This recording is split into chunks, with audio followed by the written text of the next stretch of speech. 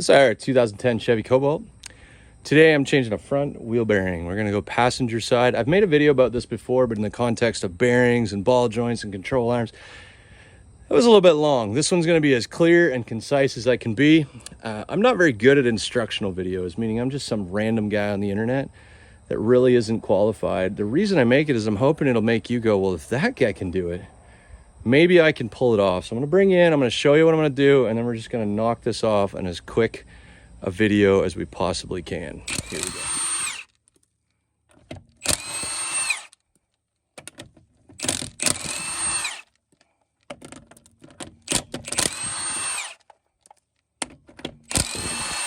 Okay, knock your wheel off, toss it under the car, so if it falls, it only falls that far, it doesn't crush you. Obviously you gotta lift it, jack it. There's better videos about that. Now, we're gonna take the brake caliper off. We're gonna hang it from the spring or somewhere else that you can find a spot. It's 2 bolts, here they are. This one right here, and this one right here. So we're gonna knock that off of there, hang it up, and then we're gonna go at the wheel. Once you get those 2 bolts out on your caliper, should move. Sometimes they're a little stuck, but I've been in here recently. You just slide her off. I've got an old wire. I'm just gonna hang it right there. Your brake rotor, set it aside somewhere reasonably clean, you know, like dirt. And this is my bearing. We're gonna remove this. I think it's a 30 mil. I'll confirm that in a minute. And then from the back side, there's a bolt right here, and a bolt right here, and a bolt right there. And you access them from behind, back in here. It's a good time. So we're gonna take those 3 bolts. There's ways that you can hold this. You can put a bar in here and anchor to the ground. I've got the other wheel on the ground, and we're just gonna crack this off with the breaker bar, or we could use the impact wrench. There we go. That's loose. We'll spin it off with the impact in a minute.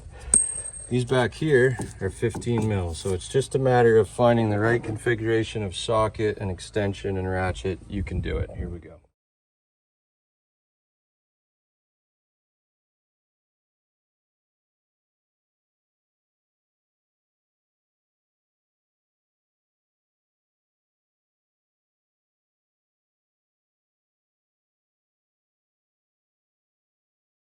There they are, they're all out. Then we're just gonna tickle this a little bit with a hammer. But before we do, you're gonna wanna unplug your wheel speed sensor, because this is part of the bearing assembly. This, we don't wanna break. So we wanna put that back here somewhere where we can't damage it in the tickling. This goes with the bearing, and we're gonna spin this off and then take a persuasion tool and, you know, talk this into coming free. There's a nut right there and a washer that I don't know if I can get out. So we'll set the nut over there, grab a screwdriver. We might be able to talk that out, but it'll come off, get nice and dirty. So we're not gonna worry about the washer. Something to persuade it. It's moving, I'm just gonna keep doing that, but I'm gonna use my other hand to hold it. There's my new bearing assembly. There's the old one. And you'll notice wire, no wire. Here's why. I don't think I've ever taken one off a Cobalt and had this piece come out with it. So there's a bunch of ways you can get that out. I'm just gonna tap at it from the back side with something and wrestle it, you know, gently out of there. There it is, just so you know what you're getting into. I just kind of tickled it from behind a little bit, and it came out. Just push your CV shaft back. There you go. That goes with this. I damaged it, of course, because, you know, why wouldn't you damage it? That makes sense to me. Broke the little magnet thing, but that's all right. We're just gonna toss that thing right in the recycling. Of course, that's where it's gonna go. Yep, here we go. This note, you'll note that hole's a little oblong. See up in the top left corner, doesn't look, you know, uniform. That's to let this through. So we're gonna get, that's just to protect the plug. We're gonna get the plug through there, seat this in, line the bolt holes up, and we'll get ready to run it in. Okay, without using extensive force, you can just get this in just far enough to catch some threads on each bolt, right there. And then what we're gonna do is come in from the back, and we're just gonna walk this one in, walk this one in, walk that one in, until this draws in tight. That's really all we're gonna do. I am gonna put a little thread locker in these, but I don't know, I don't have a book. I don't know if it tells you to or not. Okay, at this point, it's a good time to hook this up before I forget. So we're gonna plug in the wheel speed sensor. And we're gonna look up the torque spec for the mounting bolts here and torque those to spec before I put the brakes back on, just because, well, frankly, there's less stuff in the way, so it's easier to work with. So here we go. The interweb says that these 3 bolts from the backside, 15 mil heads, are 85 foot-pounds. You should really look that up for yourself. It's just like I don't know you. You don't know me. I'm just some random guy. It's easy to find. Give it a shot. These 3 are torqued. This is connected. This one we're going to get to. We'll show you that in a second. We're going to put the brake caliper back on. Don't leave the wire in there because you'll be wondering what that noise is later.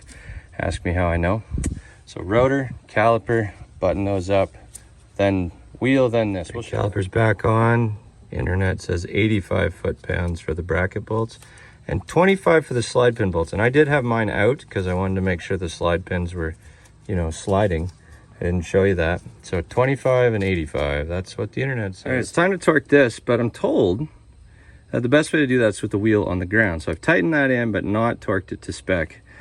If you have aluminum wheels, you're thinking steel wheels, you can see it, but aluminum wheels, if you reach in and you pop that out, your socket will fit through there after you set your wheel on the ground. So it's got to be, you know, tightened, sort of.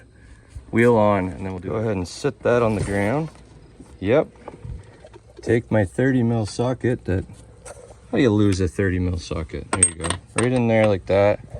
Torque wrench. And set the torque on it.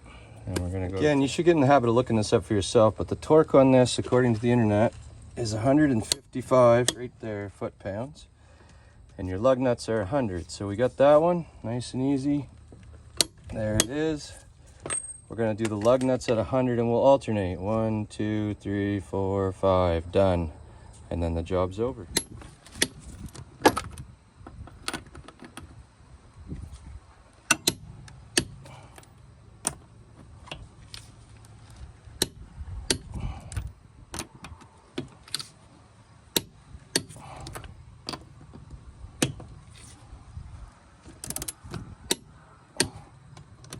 There you have it. And listen, I'm just a random guy on the internet. If this helped you, then you're welcome. If it made you think I'm a goof, then fine, I don't care.